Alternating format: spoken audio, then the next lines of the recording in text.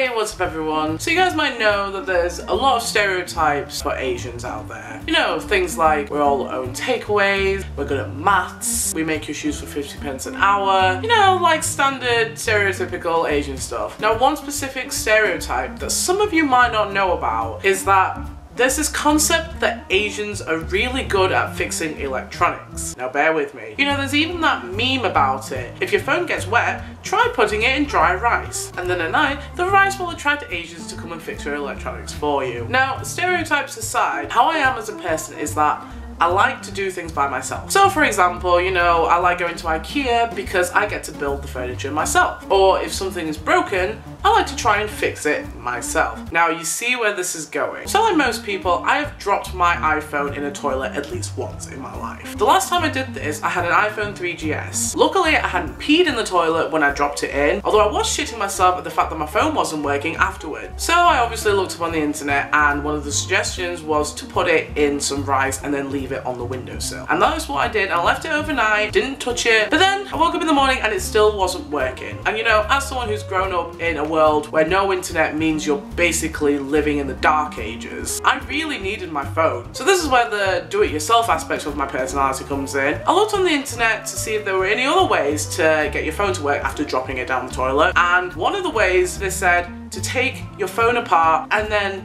do something to the inside. So I took my phone apart. I know, number one rule of any Apple product is never take it apart yourself. But I've never been one for rules anyway, so I took it apart. And I did whatever the instructions told me to do, you know, took things out, put things back in, left it on the radiator overnight, and in the morning, it surprisingly worked. I don't know how I did it. I genuinely thought for a moment that I developed superpowers. Like, I'm a pretty incapable human being, and I do not know how I managed to fix that phone like magic. But it was fixed, and that was the end of it. Until I broke my Mac. And I bet some of you guys are wondering, Hannah, how exactly did you break your Mac? Well, let me tell you a thing, guys. So apparently another aspect of my personality is that I completely disregard the existence of tables and their purpose. I also have a huge disregard for the safety of very expensive items. So with my Mac, there were several stages. We'll start off with stage one, the keys. I don't know whether it's because I type too hard, although it's only the arrow keys, so I don't see why they would have disintegrated from a little bit of tapping. So the arrow keys on my keyboard somehow managed to fall off. And I took it into the Mac store to get it fixed, and they quoted me £75 to get the whole keyboard replaced. Now,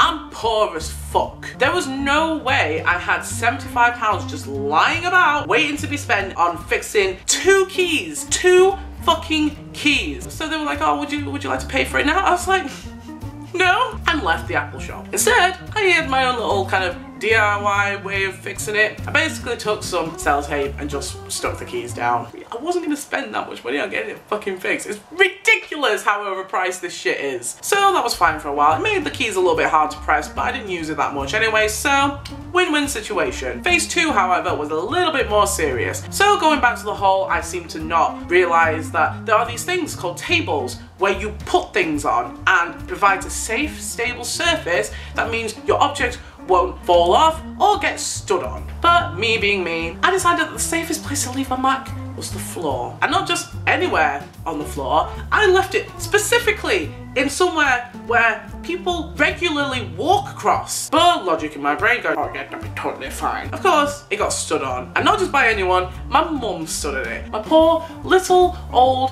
going half-blind mum stood on it, and obviously we heard a massive crack. My screen then laid at a 180-degree angle. And if you guys aren't dying inside already, phase 3 will kill you off for sure. So I'm there, sat with my pretty much iPad. What I do when I'm sat on the sofa, I rest it on the armrest. And it was fine, I was typing away, doing my thing, and then I feel like I might have nudged it, but then at the same time I kind of feel like maybe it was just my laptop committing suicide because of the mistreatment that I gave it. It just kind of went boom and fell onto the ground. And as it fell onto the ground, the screen and the keyboard broke apart. But, and this is the kicker, it was still working. It was hanging off one hinge and it was still working. At that point you just think, Hannah, just leave well enough alone. Stop putting it in safer places for a fucking start. And when you've saved up enough money, go and get it fixed. I did none of those things, of course. Instead, I decided to look up on the internet to see if I could fix the hinge myself. Because in my head, all I was thinking, it's only a broken hinge. Like, surely that's not hard to replace. I'm not gonna be taking apart the circuit board, I'm not gonna be doing anything too strenuous.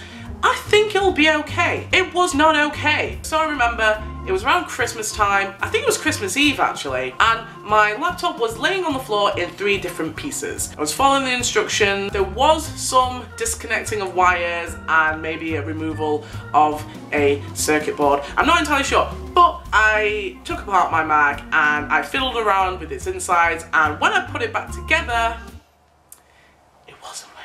so I was basically left with a very expensive paperweight. And that's not even the kicker, guys. I did all this halfway through my final year of university, and the course that I was on, everything was on my Mac. So yeah, basically. The moral of this video is Asians can't fix everything. Or at least I can't fix everything. And I kind of need to get that through my head before I break something else. So remember guys, if you do drop your electronics in a toilet or in a bath or in a river, because why would you be around a river anyway? If you do leave it in a bag of rice, you better hope that the Asian that comes and fix it is not me, because that will fuck that shit up even more.